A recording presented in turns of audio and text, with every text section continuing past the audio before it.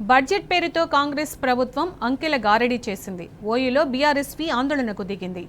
రేవంత్ సర్కార్ తీరుకు వ్యతిరేకంగా బీఆర్ఎస్పీ సభ్యులు బడ్జెట్ ప్రతులను తగలబెట్టారు. బడ్జెట్లో విద్యారంగానికి 7.57% కేటాయించడాన్ని నిరసిస్తూ ధర్నాకు దిగారు. ఎన్నికల సమయంలో 15% ఇస్తామని నమ్మించి అధికారంలోకి రాగానే విద్యార్థులను మోసం చేశారని బీఆర్ఎస్పీ మండిపడింది. ఈ మేరకు ఆందోళనకు దిగిన బీఆర్ఎస్పీ సభ్యులను పోలీసులు అరెస్టు చేశారు. వేదికగా ఈరోజు విద్యారంగానికి కూడా కాంగ్రెస్ పార్టీ విద్యార్థులకు చూడండి మిత్రులారా, ఈ బడ్జెట్లో కూడా కాంగ్రెస్ పార్టీ 7.3తోనే సరిపెట్టుకుంది. కాబట్టి రేవంత్ రెడ్డికి ఒకటే హెచ్చరిస్తున్నా, బిడ్డ నువ్వు ఏ రకంగా అయితే విద్యా వ్యవస్థను మొత్తం పూర్తిగా సర్వనాశనం చేద్దాం అనుకుంటున్నావు, బిడ్డ మీ ప్రభుత్వం కూడా రాను రోజుల్లో ఖరాబ్ అయిపోతుందని మేము బీఆర్ఎస్ విద్యార్థి తరఫున హెచ్చరిస్తా ఉన్నాం. బిడ్డ రేవంత్ రెడ్డికి ఇప్పటికైనా విద్యార్థి లోకం పట్ల చిత్తశుద్ధి ఉండి ఇప్పుడు ఉస్మానియా యూనివర్సిటీకి 1000 కోట్లు కేటాయించాలి. అలాగే అదనపుగా తెలంగాణలో ఉన్నటువంటి ప్రతి ఒక్క యూనివర్సిటీకి అదనంగా 100 కోట్లు కేటాయించాలని మేము హెచ్చరిస్తూ ఉన్నాం. రేవంత్ రెడ్డి బిడ్డ ఇప్పటికైనా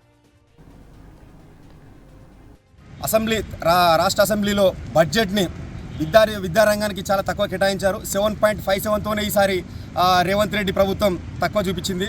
కాబట్టి గత ఎలక్షన్లో 15% ఇస్తా అని చెప్పి రేవంత్ రెడ్డి ప్రభుత్వం గద్దెనెక్కిన తర్వాత ఈసారి బడ్జెట్లో 15% కేటాయిస్తా అని చెప్పి 7.5తోనే సరిదిపెట్టింది.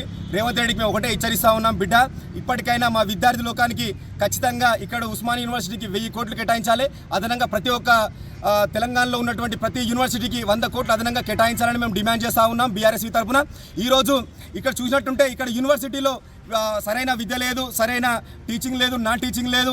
అలాగే ఇక్కడ ఉన్న ఫుడ్ కూడా చాలా ఇబ్బందికరంగా ఉంది విద్యార్థులకు. 15% ఇస్తా అని చెప్పి హామీ ఇచ్చి గద్దెనెక్కిన ప్రభుత్వం ఈసారి ప్రభుత్వం గద్దెనెక్కిన తర్వాత 7.3 గత ఏడాది ఇచ్చి ఈసారి 7.5 ఇస్తుంది.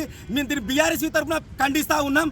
రేవంత్ రెడ్డి రానున్న రోజుల్లో విద్యార్థులంతా ఒకటై నీ అసెంబ్లీ గోడలు బద్దలు కొట్టి మరి ఈసారి మాకు ఏ రకంగా రావాలో అది మేము వచ్చేట్టు మేము చేస్తూ ఉంటున్నాం. ఖబర్దార్ రేవంత్ రెడ్డి.